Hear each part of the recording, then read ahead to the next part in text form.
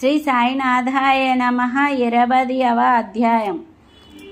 ఈశావాస్యోపనిషత్తు సద్గురువే బోధించుటకు యోగ్యత సమర్థత కలవారు. కాకా యొక్క పనిపిల్ల విశిష్టమైన బోధనా విధానం. ఈ అధ్యాయంలో దాసగనుకు కలిగిన యొక్క సమస్యను కాకాసాహెబ్ ఇంటిలోని పనిపిల్ల ఎట్లు పరిష్కరించెనో హేమాడ్ పంత్ చెప్పెను. మౌలికంగా సాయి నిరాకారుడు, భక్తుల కొరకు ఆకారమును ధరించెను. ఈ మహాజగన్నాటకమందు మాయను నటి సాయంతో వారు నటిని పాత్ర ధరించిరి. సాయిని స్మరించి ధ్యానింతం గాక సిరిడికి పోయి అచ్చట మధ్యాహ్న హారతి పిమ్మట జరుగు కార్యక్రమమును జాగ్రత్తగా గమనింతం. హారతి అయిన పిమ్మట సాయి మసీదు బయటకు వచ్చి గోడ ప్రక్కన నిలిచి ప్రేమతోనూ దయతోనూ భక్తులకు ఊది ప్రసాదమును పంచిపెట్టుచుండిరి. భక్తులు కూడా సమానమైన ఉత్సాహంతో వారి సమక్షమున నిలిచి వారి పాదములకు నమస్కరించి వారి వైపు చూచుచూ ఊది ప్రసాదం జల్లులను భవించుచుండిరి. బాబా భక్తుల చేతులలో పిడికిళ్లతో ఊదిపోయిచు వారి నుదిటిపై తమ చేతులతో బొట్టు పెట్టుచుండిరి. వారి హృదయమున భక్తుల ఎడ అమితమైన ప్రేమ. బాబా భక్తులని క్రింది విధముగా పలకరించుచుండిరి. అన్న మధ్యాహ్న భోజనమునకు పొమ్ము, బాబా నీ బసకు పో, బాపు భోజనం చేయుము. ఈ విధముగా ప్రతి భక్తుని పలకరించి ఇంటికి సాగనంపుచుండిరి. ఇప్పటికీ అది అంతయు ఊహించుకొన్నచో ఆ దృశ్యములను తిరిగి చూచినంత ఆనందం కలుగును. మనోపలకమున సాయిని నిలిపి వారిని అపాదమస్తకం ధ్యానింతము. వారి పాదములపై పడి సగౌరముగా ప్రేమతో వినయముగా సాష్టాంగ నమస్కారం ఉనర్చుచు ఈ అధ్యాయంలోని కథను చెప్పెదను. ఈశావాస్యోపనిషత్తు. ఒకప్పుడు దాసగను ఈశావాస్యోపనిషత్తుపై మరాఠీ భాషలో వాక్య వ్రాయుటకు మొదలెడెను. మొట్టమొదట ఈ ఉపనిషత్తు గూర్చి క్లుప్తంగా చెప్పెదము. వేద సంహితంలోని మంత్రములు గలదగుటచే దీనిని మంత్రోపదేశత్తు అని కూడా ఎందురు. ఇందులో యజుర్వేదంలోని 40వ అధ్యాయమగు వాజసనేయ సంహిత ఉండుటచే దీనిని వాజసనేయ సంహితోపనిషత్తు అని కూడా పేరు. వైదిక సంహితలు ఉండుటచే దీనిని ఇతర ఉపనిషత్తుల కన్నా శ్రేష్టమని భావించెదరు. దీనికి ఒక ఉదాహరణము ఉపనిషత్తులన్నింటిలో పెద్దదియగు బృహదారణ్యకోపనిషత్తు. ఈ ఈశావాస్యోపనిషత్తుపై వాక్య అని పండితుడగు సాత్వలేకర్ గారు భావించుచున్నారు. ప్రొఫెసర్ రానడే గారు ఇట్లా అనుచున్నారు. ఈశావాస్యోపనిషత్తు మిక్కిలి చిన్నదైనప్పటికీ దానిలో అంతర్దృష్టిని కలిగించే అనేక అంశములు ఉన్నవి. 18 శ్లోకములలో ఆత్మ గురించి విలువైన అపరూపమగు వర్ణన, అనేక ఆకర్షణలకు దుఃఖములకు తట్టుకొని స్థైర్యం గల ఆదర్శ యోగీశ్వరుని వర్ణనలు ఇందున్నవి. తర్వాతి కాలంలో సూత్రీకరింపబడిన కర్మయోగ సిద్ధాంతముల ప్రతిబింబమే ఈ ఉపనిషత్తు.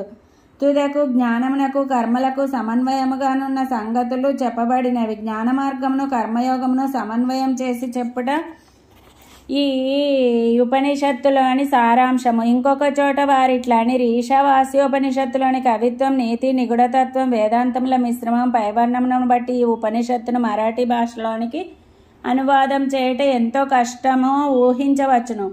దాసగను దీనిని మరాఠీ ఓవి చందంలో వ్రాసను. దానిలోని సారాంశమును గ్రహించలేకుండాచే తాను వ్రాసిన దానితో అతడు తృప్తి చెందలేదు.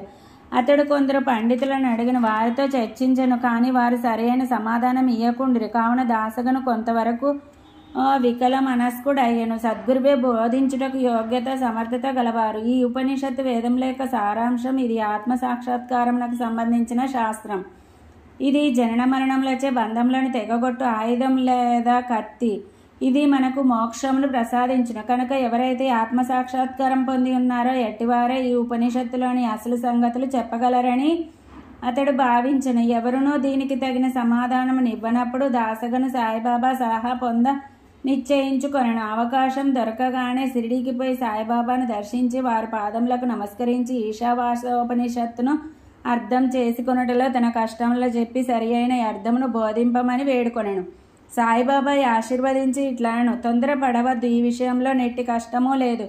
తిరుగు ప్రయాణంలో విలేపార్లేలోని కాకాసాహెబ్ దీక్షితుని పనిపిల్ల నీ సందేహమును తీర్చును. అప్పుడక్కడ నున్నవారి మాటలు విని బాబా తమాషా చేయుచున్నారనుకొనిరి. భాషా జ్ఞానం లేని పనిపిల్ల ఈ విషయం ఎట్లు చెప్పగలదనిరి. కానీ దాసగను అట్లా అనుకొనలేదు. బాబా పలుకులు బ్రహ్మవాక్కులు అనుకొనను. కాకా యొక్క పని పిల్ల బాబా మాటలందు పూర్తి విశ్వాసం ఉంచి దాసగను షిరిడి విడిచి విలేపార్లేచర్ కాకాసాహెబ్ దీక్షిత్ ఇంట్లో బస చేసెను.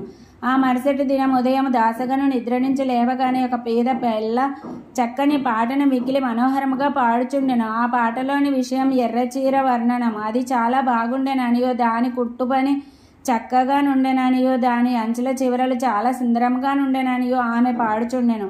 ఆ పాట నచ్చటచే దాసగను బయటకు వచ్చి వినెను. అది కాక పని మనిషి నామ్య చెల్లెలు పాడుచుండెను. ఆమె చిన్నపిల్ల. ఆమె చింకి గుడ్డ కట్టుకొని పాత్రలు తోముచుండెను. ఆమె పేదరికం, ఆమె సంతోష భావన గాంచి దాసగను ఆమెపై జాలిపడెను. ఆ మరుసటి దినం రావు బహదూర్ ఎంవి ప్రధాన్ తనకు దోవతులు చాపులు ఇవ్వగా ఆ పేద పిల్లకు చిన్న చీరనిమ్మని చెప్పాను. రావు బహదూర్ మంచి చిన్న చీరను కొని ఆమెకు బహుకరించను. ఆకలితో నకనకలాడుతున్న వారికి విందు భోజనం దొరికినట్లు ఆమె యమితానంద పరవశురాలయ్యను. ఆ మరుసటి దినం ఆమె ఆ కొత్త చీర ధరించెను. అమితోత్సాహంతో తక్కిన పిల్లలతో కలిసి గిర్రన తిరుగుచు నాట్యము చేసెను. అందరికంటే తానే బాగా ఆడి పాడెను. మరుసటి దినం చీరను పెట్టెలో దాచుకొని మామూలు చింకి బట్టలు కట్టుకొని పనిచేయుటకు వచ్చెను. కానీ ఆమె ఆనందమునకు లోటు లేకుండాను. ఇదంతయు చూచి దాసగను జాలిభావము మెచ్చుకోలుగా మారెను. పిల్ల నిరుపేద కాబట్టి చింకి గుడ్డలు కట్టుకొనను. ఇప్పుడు ఆమెకు కొత్త చీర గలదు, కానీ దానిని పెట్టెలో దాచుకొనను. అయినప్పటికీ విచారం అనున్నది కానీ నిరాశ అనున్నది కానీ లేక ఆడుచూ పాడుచుండెను. కాబట్టి కష్టసుఖములను భావములు మన మనోవైఖరిపై ఆధారపడి ఉండునని అతడు గ్రహించెను. ఈ విషయం గురించి దీర్ఘాలోచన చేసెను. భగవంతుడిచ్చిన దానితో మనము సంతసింపవలెను. భగవంతుడు మనలను నన్ని దిశల నుండి కాపాడి మనకు కావలసినది ఇచ్చుచుండును. కాన భగవంతుడు ప్రసాదించినది అంతయు మన మేలు కొరకే అని గ్రహించెను. ఈ ప్రత్యేక విషయంలో ఆ పిల్ల యొక్క పేదరికము, ఆమె చినిగిన చీర, క్రొత్త చీర, దానినిచ్చిన దాత, దానిని పుచ్చుకున్న గ్రహీత, దాన భావము, ఇవి అన్నీ భగవంతుని అంశములే. భగవంతుడు ఈ అన్నిటి యందు వ్యాపించి ఉన్నాడు. ఇచ్చట దాసగను ఉపనిషత్తులలోని నీతిని అనగా ఉన్నదానితో సంతృష్టి చెందుట. ఏది మనకు సంభవించుచున్నదో అది అంతయు భగవంతుని ఆజ్ఞచే జరుగుచున్నదనియు, తుదకది మన మేలు కొరకే అనియు గ్రహించెను. విశిష్టమైన బోధనా విధానం. పైకథను బట్టి బాబా మార్గం మిక్కిలి విశిష్టమైనదనియో అపూర్వమైనదనియో పాఠకులు గ్రహించియే ఉందరు. బాబా షిరిడీని విడవనప్పటికీ కొందరిని మంచింద్రగఢ్కు, కొందరిని కొల్హాపూర్కు కానీ షోలాపూర్కు కానీ సాధన నిమిత్తం పంపుచుండెను. కొందరికి సాధారణ రూపంలోనూ, కొందరికి స్వప్నావస్థలోనూ, అది రాత్రి కానీ పగలు కానీ కాన్పించి కోరికలు నెరవేర్చుచుండెను. భక్తులకు బాబా బోధించు మార్గములు వర్ణింపనలవి కాదు. ఈ ప్రస్తుత విషయంలో దాసగను విలేపార్లే పంపి పనిపిల్ల ద్వారా అతని సమస్యను పరిష్కరించెను. కానీ విలేపార్లే పంపకుండా షిరిడీలోనే బాబా బోధించరాదనియో కొందరు అనవచ్చును. కానీ బాబా అవలంబించినదే సరియైన మార్గం కానిచో పేద నౌకరు పిల్ల ఆమె చీర కూడా భగవంతుని సంకల్ప రూపంలే అని దాసగను ఎట్లు నేర్చుకొని ఉండును. ఈశావాస్యోపనిషత్తులోని నీతి. ఈశావాస్యోపనిషత్తులోనున్న ముఖ్య విషయము అని బోధించు నీతి మార్గమే ఈ ఉపనిషత్తులోనున్న నీతి. దానిలో చెప్పబడిన ఆధ్యాత్మిక విషయములపై ఆధారపడి ఉన్నది. ఉపనిషత్తు ప్రారంభ వాక్యంలే భగవంతుడు సర్వంతర్యామి అని చెప్పుచున్నవి. దీనిని బట్టి మనం గ్రహించవలసినది ఏమన మానవుడు భగవంతుడు ఇచ్చిన దానితో సంతృష్టి చెందవలను. ఏలయన భగవంతుడు అన్నింటి యందు గలడు. కావున భగవంతుడు ఏది ఇచ్చెనో అది ఎల్లా మన మేలు కొరకే అని గ్రహించబడను. దీనిని బట్టి ఇతరుల సొత్తుకై ఆశించరాదనియో, ఉన్నదానితో సంతృష్టి చెందవలననియో, భగవంతుడు మన మేలు కొరకే దానిని ఇచ్చి ఉన్నాడనియో, కావునది మనకు మేలు గలగజేయనదే అనియో గ్రహించవలను. దీనిలోని ఇంకొక నీతి ఏమన్నా, మనుష్యుడు ఎల్లప్పుడూ ఏదో తనకు విధింపబడిన కర్మను చేయుచునే ఉండవలను. శాస్త్రంలో చెప్పిన కర్మలు నెరవేర్చవలను. భగవంతుని ఆజ్ఞానుసారం నెరవేర్చడం మేలు. ఈ ఉపనిషత్తు ప్రకారం కర్మ చేయకుండా నుండుట ఆత్మ నాశనమునకు కారణం. మానవుడు శాస్త్రంలో విధింపబడిన కర్మలు నెరవేర్చడం వలన నైష్కర్మ్యాదర్శము పొందును. ఏ మానవుడు సమస్త జీవరాశిని ఆత్మలో చూచునో, ఆత్మ ఎన్నిటి యందుండునట్లు చూచునో, ఏల సమస్త జీవరాశియు సకల వస్తువులు ఆత్మగా భావించునో, ఎట్టివాడెందుకు మోహమును పొందును, వాడెందులకు విచారించును. అన్ని వస్తువులలో ఆత్మను చూడకపోవడచే మనకు మోహము, అసహ్యము, విచారము కలుగుచున్నవి.